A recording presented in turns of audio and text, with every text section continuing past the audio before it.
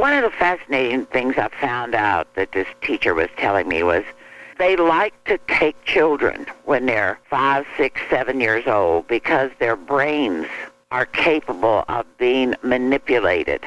Ardy Sixkiller Clarke. More encounters with star people. Urban American Indians tell their stories. It's nice to know that this isn't just area specific. This is happening all over, and you're getting some stories I think people really want to hear. So thank you. Well, thank you. The stories are representative of people from all over the country. This book particularly, I wanted to show people that 78% of American Indians live off of reservations. And my first book dealt solely with people who are residents of a reservation, and this book concentrates on American Indians who are not living on reservations. And like I said, there's 78% of us out there that live in small towns and rural areas and cities. And so I wanted I'd never consciously sat down and said, okay, what are there differences and similarities between the reservation people and the non-reservation people? And so that's what I attempted to do, to just present a variety of stories along many themes that are found in UFO literature, stories of giants, stories of lizard people, stories of UFO abduction. And so that's what I attempted to do, and I think I did. Oh, yeah, there's a lot of variety. And so I'm going to start with Chapter 18, I'm No Longer a Skeptic. And this is Jonathan, who moved to Alaska. Jonathan, he was actually a student of mine. I served as a chair of his master's committee. He moved to Alaska. I helped him get the job up there. He was having trouble getting a teaching job because he was an older than average student. People were looking for young people that were entering the field. And there was a resignation up there, and I got a call from a superintendent asking me about him. And so he was thrilled to be going up there. And in the summer, he decided to buy a used trailer and take off and see parts of Alaska. And he began to tell me the story of how he was camped in this campground one night, and all of a sudden the outside of the place just lit up like it was daylight. And he said he thought it was a helicopter, but there wasn't any sound. And he said he walked toward the light for a better look, and he said he made out the silhouette of a large cylinder-shaped object above the tree line. And he said it was just hovering there. There was no sound, no wind, nothing. And then a searchlight fell upon his trailer and stayed there. And he said, by this time I assumed they knew about me. And he said that he had watched them siphon water out of the lake. He was camped near a lake. And he said, so I'm sure my presence there was a surprise to them because they weren't expecting to see anybody there. It wasn't an organized campground or anything. And he said that he had gone into the trees and kind of hidden himself and watched them take this water. And he said once they found him, though, they didn't move. And he said within minutes a man came out of the light, and he called him a man. He said, but he was at least 7.5 feet tall. And he asked me to come with him. And he said, I don't remember how I got on board. But he said all the men on the ship were 7 feet tall or more. He said they looked human. They had a human form, but they were different. Not just in height, but in difference of appearance. And when I asked him to explain, he said, well, their skin was kind of spongy. He said when I touched them, they felt like their skin felt like sponge, and my fingers left an imprint. But then when I let it go, it restored itself. And he said they had no hair on their heads, and they had huge round eyes, not slanted eyes like you see in the movies, and they had no ears. And they had no lips, although there was a small opening. And he said they had strange openings on their neck that reminded him of fish gills. And I asked him how they communicated, and he said, well, they didn't communicate much, but they somehow made me feel at peace, and I wanted to know where they're from, and they simply pointed toward the ceiling. And I asked him if they performed any experiments on him, and he said, well, I don't remember. But he said, I found myself outside my trailer at 6 a.m., and he said, but what I noticed was a red bump on my upper arm. He said, I don't know how I got it, but I noticed it when I brushed up against the trailer door because it hurt.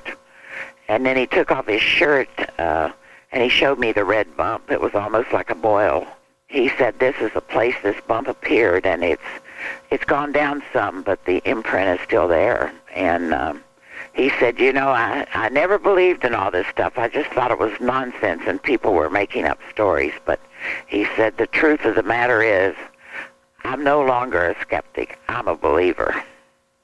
Well, and the thing about this story is that he says that there was another reason for telling you, and there was a young boy, and this is where right. it's even better. I had taken a group of students, graduate students with me. I was doing some testing of an entire school population on the reservation about there had been a number of suicides.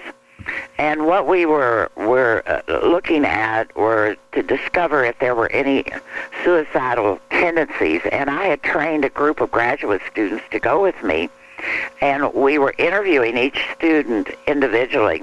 This little boy, one of the questions that we ask is, if you could be someplace else, where would it be? And this little boy told him that he would go with the people to another planet. And he said, the little boy was so serious. He said that the little boy said, I felt so good there. He said he wanted the aliens to come back for him because he said there he was at peace. And he said the little boy kept talking about space travel and the peace he felt when he traveled with the aliens. And I recalled him telling me this story because what he said to me was, I really, when he was telling me about this little boy, he said, this child has a tremendous creativity. And he said, I just hope the school district doesn't stifle that. And he has opportunities to express himself. And, of course, then, when this happened to him, he's thinking of Choctaw, and he's saying to me, I think he told me the truth. Mm-hmm. And I think what I thought was just fantasy was the truth, that this little boy was a traveler. And he said, I would love, he said, but now he would be, a teenager. I'd love to talk to him. And but I could never find him. When I was in the school district, I asked the principal about him. She found the records of him when he was a third grader. His family had moved, and there was no record. All it showed is that he had moved to Arizona, and so nobody knew where he was from then. But, if I ever run across Choctaw, I'm sure going to ask him.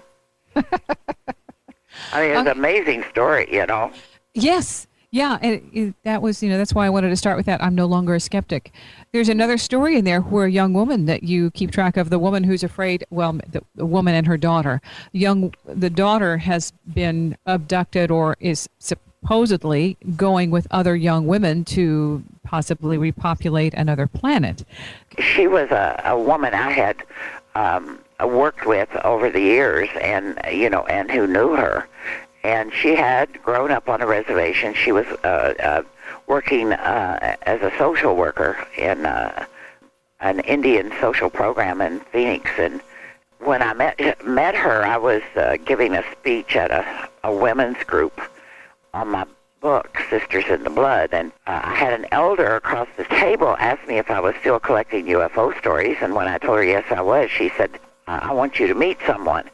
And when this lady, heard what I had said, when Mary heard what I told her, she said, when you have some time, I have a story too.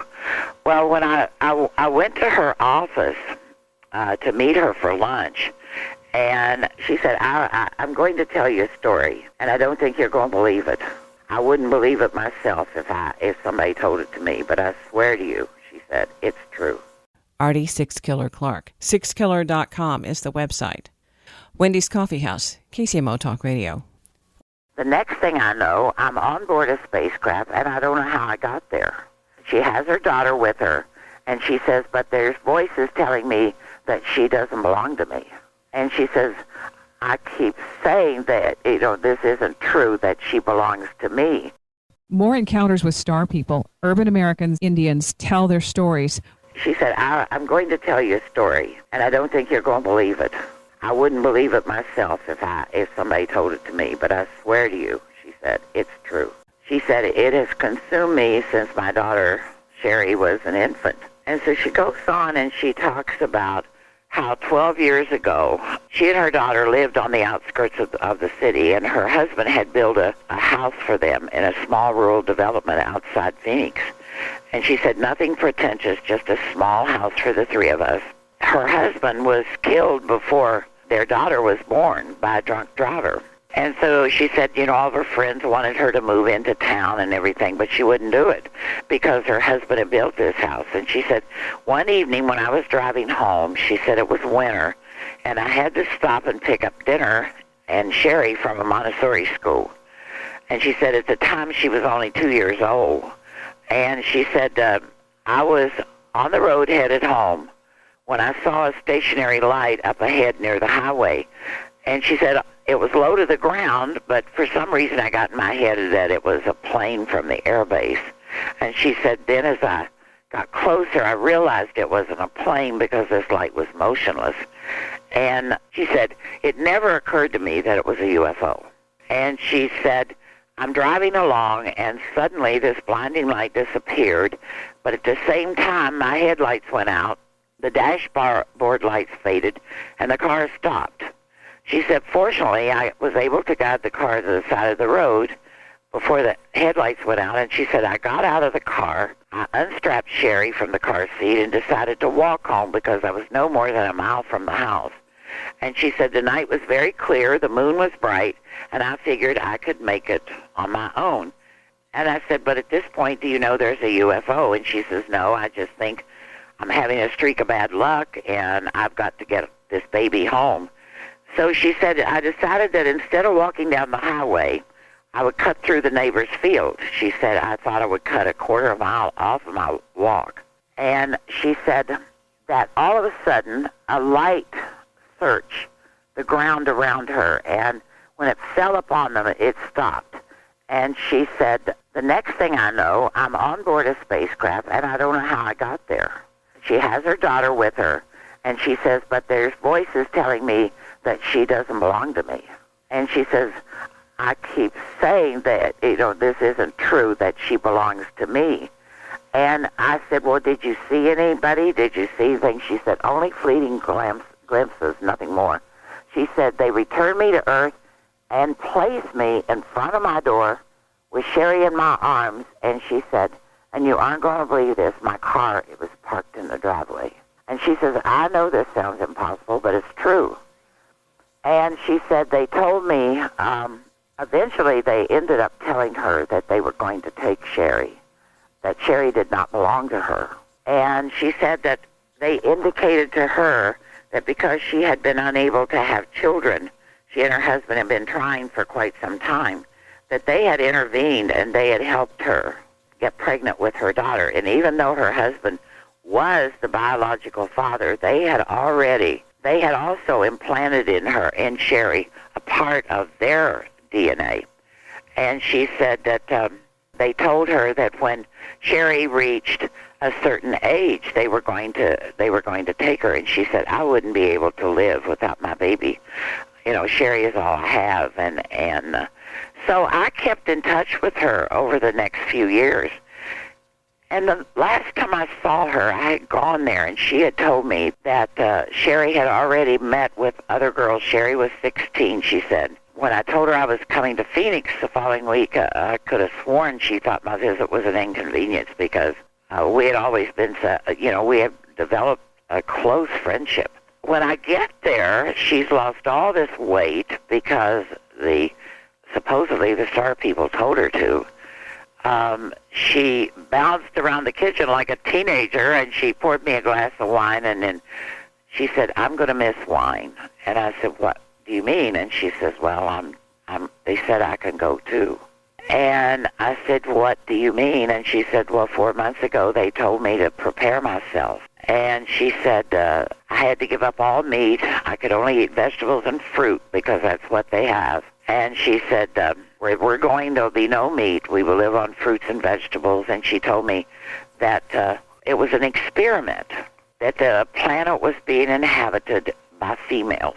And all of these girl babies around the world were born near the same time, and they had all been born under the same conditions, and they had been selected.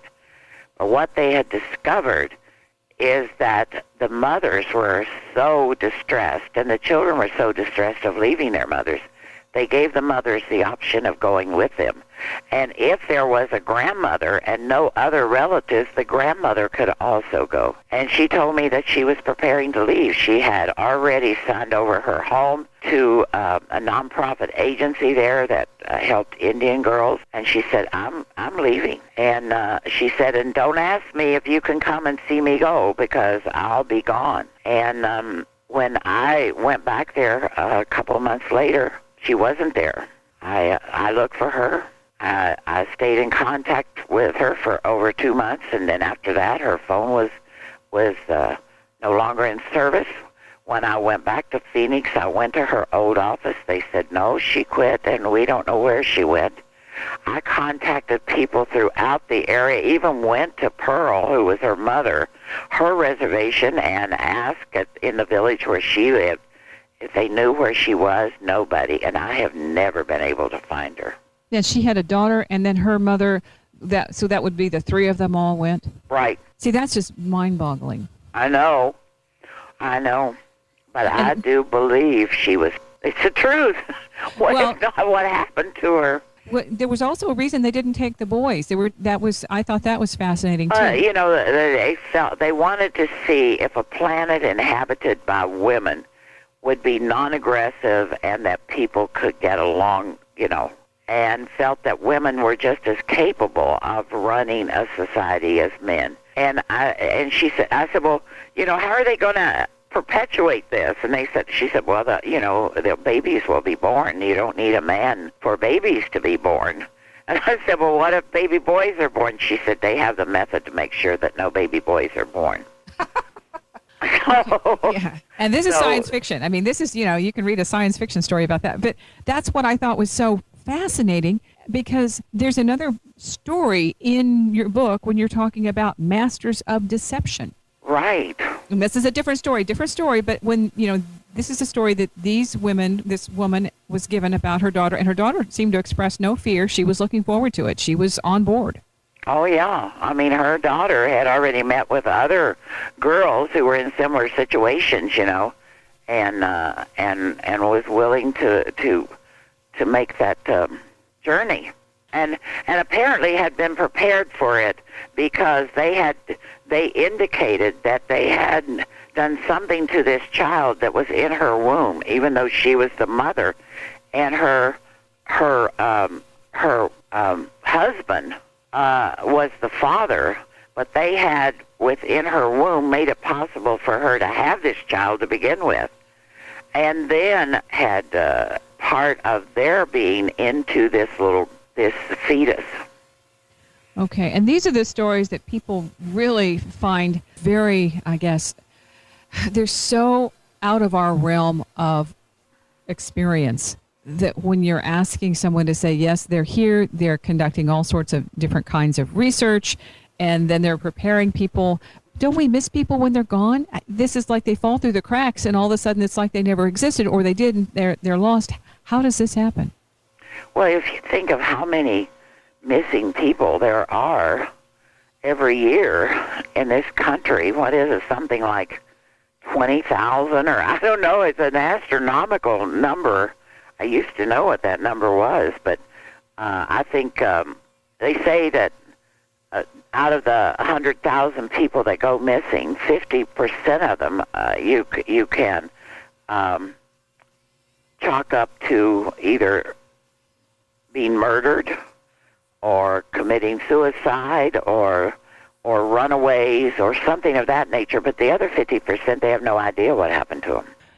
Ardy Sixkiller Clarke. She has an incredible archive full of stories from Native Americans, American Indians, about contact with UFOs. Sixkiller.com is the website. Wendy's Coffee House, KCMO Talk Radio. You said you were traveling the back roads of Montana following up on stories, and he said, I thought you'd surely heard about some UFO stories. And he said, you know, this is the place where the old ones come and go. He said, this is the place where you can travel the Universal Highway. More encounters with star people. Urban American Indians tell their stories. Ardy Sixkiller Clarke, you can check out her website at sixkiller.com.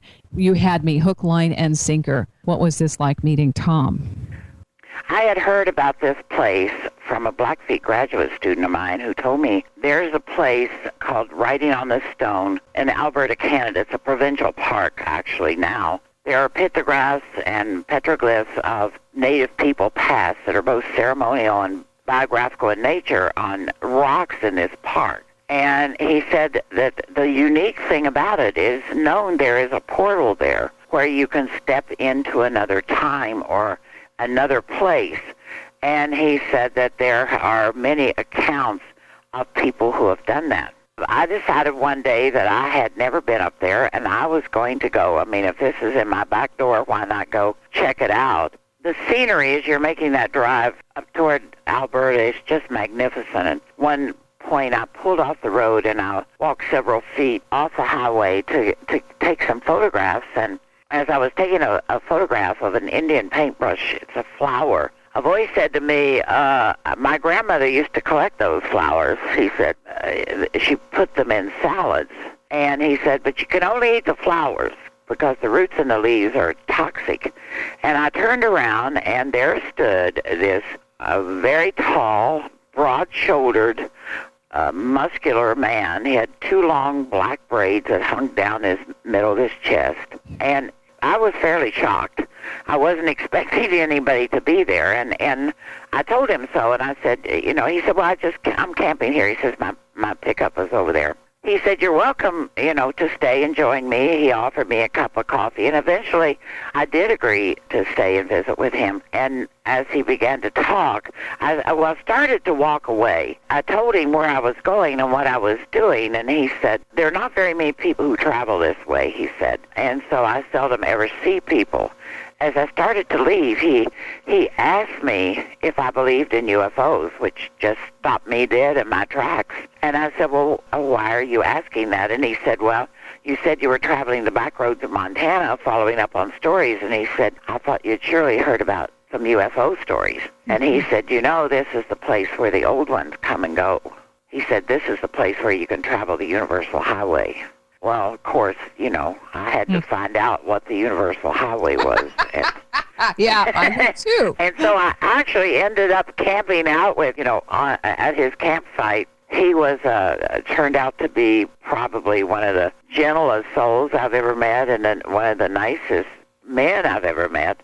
And he began to tell me stories about how you could, you know, when the portal opens, you could walk inside and you could think of where you want to go and you could be there. He said there are these portals all over the world. And I told him, I said, well, you know, I met a man in Maui who told me that there was a portal along this waterfall. And I said, I camped out there for days and it never did happen. And he said, well, they do happen. He said they're in Mexico, Bolivia, Alaska. There's one in Chinle, Arizona. There's one in the Black Hills. He said there's one near Livingston, Montana.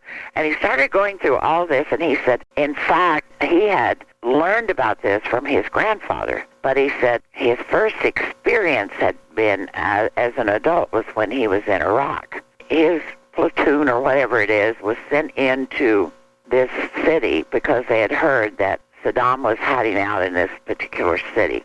And they were sent in there, and when they got there, he said it was like an ambush. He said, we came under attack, and there were sharpshooters on buildings shooting at us. There were people hiding behind buildings, and he said, I was looking for cover, and I stumbled into this vacant building, and he said, all of a sudden, a tunnel opened up.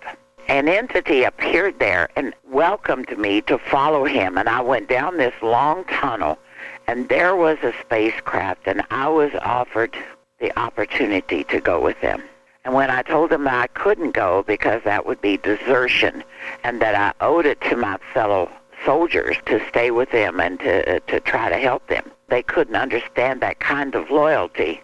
But then they told him they would be back the next day if he changed his mind. And I said, well, did you? And he said, oh, I was tempted. He said it was so cool inside there, and the temperatures outside were like 130 degrees. And he said he had had the opportunity to go other times since he had been home. And he said, sometimes the star travelers come to me. And he talked about one star traveler who had come to this very campsite and who had traveled around Wyoming and North and South Dakota and Montana with him to all different Indian reservations and participated in ceremonies and different things. So Tom was, without a doubt, one of the most unusual characters. We're still in touch. He stops by and when he's passing through and has dinner with my husband and me. And I asked him, can you tell me how I would know if I met a star traveler? And he said, well, have you ever met a person who was kind and selfless and who was at peace with himself? And I said, well, I think I've met a few. And he said, well, you probably met a star traveler. I thought about that a long time, and I thought, well, the one person I know that fits that description was Tom. So I'm still trying to decide if he's one of them. About Tom. He kind of fits that description. And then when I matched it with the Masters of Deception, only in a good way, because the other story about this was that they can appear any way you want. If whoever you are, they can mirror you, and you can't tell the difference. You know, they can make a man think he's with a beautiful woman. They can make you think that you're in this beautiful place. They can implant ideas. One of the fascinating things I found out that this teacher was telling me was they like to take children when they're 5, 6, 7 years old because their brains are capable of being manipulated. And then they can continue to abduct them over the years. Say they're more likely to, if they abduct them when they're young, to be able to create these kinds of images. They were telling her that there are different things in the human brain, and certain elements make the human brain more compliant. And people who have that are the best participants. They're the best ones for them to, the best victims, because they don't remember what happened to them, and they can make them think, anything. And where those that are absent this element in the brain remember their encounters and are more likely to speak out about it and to try to warn others about it. Telepathy, that's spot on. When they're talking about, you don't have to have some kind of a vocal connection with them. It's an implant where you have this automatic, instantaneous, there's the thought, and you're receiving it. It's like, whoa, you're in my head. The interesting thing about that is I've talked with elders who are in their late 80s and 90s and who tell me the same thing as people who are 25-year-olds, that they get in their head and they tell them things, Mm-hmm. So that the communication.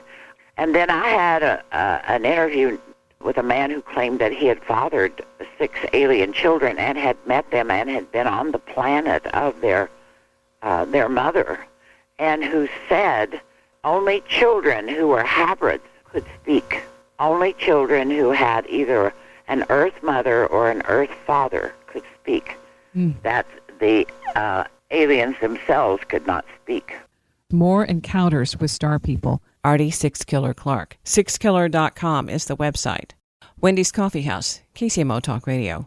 Ardy Sixkiller Clarke. I loved Sebastian. He finds himself in battle in a foreign war, and he's with Antonio. And Antonio is this little Italian guy from New York City who says that, he hangs on to him because he says, if I survive this war, it will be because of Sebastian, this American Indian fighter, from the time they were enlisted or in the military until this one night they are hiding out in this abandoned church that had been bombed, and they had taken refuge there, and the bombs are falling all around them, and suddenly this UFO flies over this bombed-out church, and Sebastian sees it. The last thing he hears is Antonio calling his name, and when he turns around, Antonio is gone. He looked and looked and looked for Antonio, and Antonio is nowhere.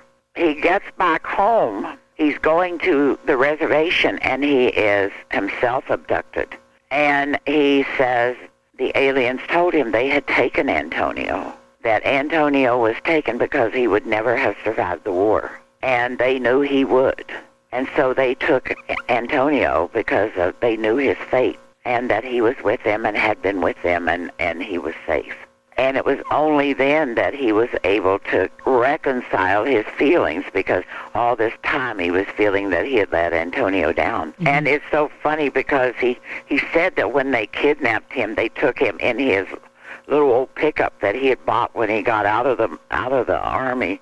And he said, every time I get in that pickup, they abduct me. And he says, it's okay if you don't care about what your destination is, because you never know where you're going to end up. And he was, he was such a lovable, wonderful old man that had these stories to tell about his abduction. And then Bo, down in the Four Corners area of New Mexico and Arizona and that area, telling me about encountering these aliens. There were two different types on this ship, and they were parked at park the right word? They landed, I should say. Parked. I don't know. Well, I guess you park it. But they were going into an abandoned copper mine. And these little aliens, the small ones, were retrieving samples that looked like to him of ore and bringing them out.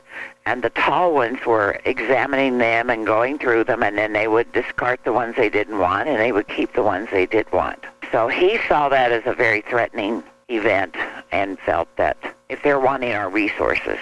Yeah, we can't protect that. Yeah, there's just so many different stories in the book about different encounters, and that was my mission. I wanted to really show people the variety of things that are happening out there, because so often many books just deal with one subject, whether it's abduction or different kinds of sightings or stories about Bigfoot or stories about the little people or something like that. And I wanted to provide my readers with an opportunity to see the variety of experiences and the variety of craft, the variety of creatures that are visiting Earth, and so that's what I set out to do.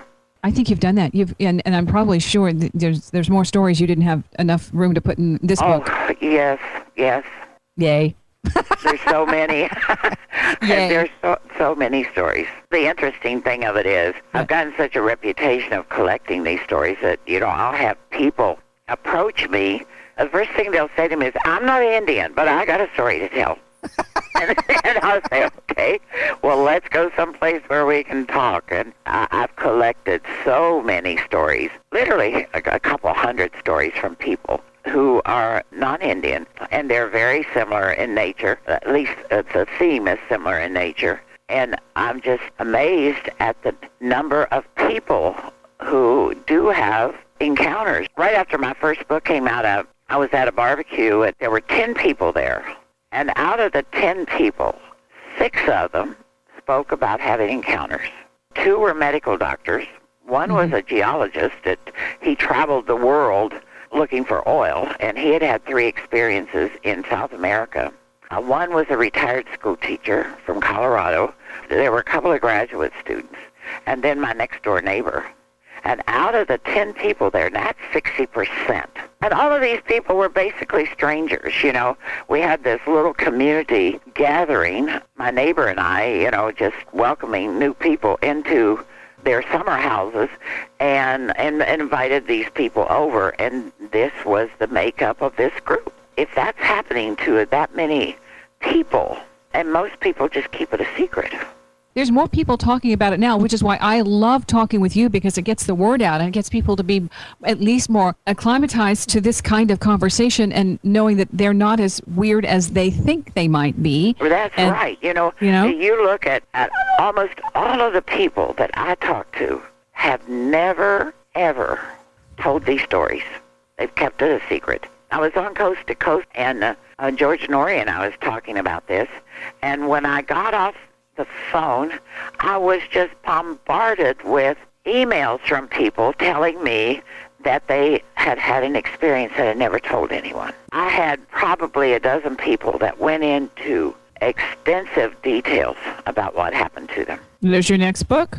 Yeah, I talked to my publisher about writing a book about non-Indians, and they seem to think that the public might not be as interested in the stories from non-Indians as they are for Indians. But, I've had some fascinating stories told to me. All the stories give us ways of connecting elements that are important for us in terms of finding them valid. I went to the doctor and told him I was doing a show and UFOs were going to be part of it. And he proceeded to tell me, because he grew up in Nebraska, of 2 encounters with UFOs in Nebraska. I got a letter the other day from a doctor, and it was interesting because he told me that in 1912, his mother, now think of this, 1912, his mother had a UFO encounter. Now, that's long before Roswell and any of this stuff, and he said she described the ship. There were other witnesses, and, during the early 1900s, there was a whole wave of UFO sightings across America. And here you have, this doctor saying, here I am, my mother telling me about this, as a little boy of what happened to her in 1912. In terms of the stories, I think you've got little jewels, and you just haven't unleashed the whole treasure chest just yet. When I started out, I had almost 1,000 stories, and of course, along the way, I've collected another 500. So I have a lot of stories that are untold, and of course, not all of them anybody will ever see. There's too much of a chance that somebody could identify somebody, and I do promise anonymity for the people, and I do create fake names and disguise the places. I might say, well, this took place in New Mexico, when in fact it may have taken place in Arizona or Utah, But I do try to do that because I don't want the people, they have such a fear of somebody chasing them down. One of the positive stories that I really liked was the protectors. And there are people here who protect the visitors for good cause.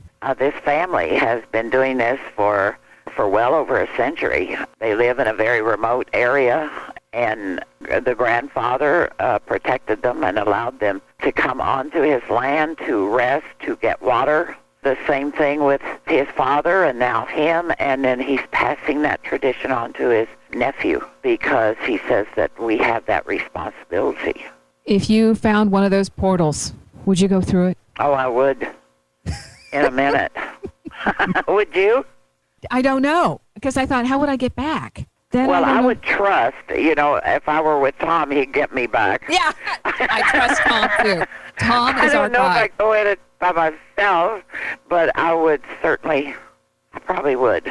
I'm so curious, yeah. If Tom was there, you bet. Yeah. Right. Mm-hmm. Or Bo, or some of the other ones that are in the book, Yeah. Or the Watcher, Jim Grey Dog down in Death Valley. I mean, he was an amazing man. Did you read that chapter? I did, but we're going to have to go because we're out of time. Oh, okay. Hopefully your readers will pick up the book at Amazon and read these fantastic stories of people who have had encounters. Maybe it'll help them, because a lot of people tell me, oh, this story really helped me. An update on the numbers. Ardy now has over 4,000 accounts from Native Americans, American Indians, on their stories about UFO contact that hopefully will see the light of day at some point. One way or the other, she has an incredible archive. Sixkiller.com is the website. I'll follow up with a blog post, wendyscoffeehouse.com. Thanks for listening. Stay curious.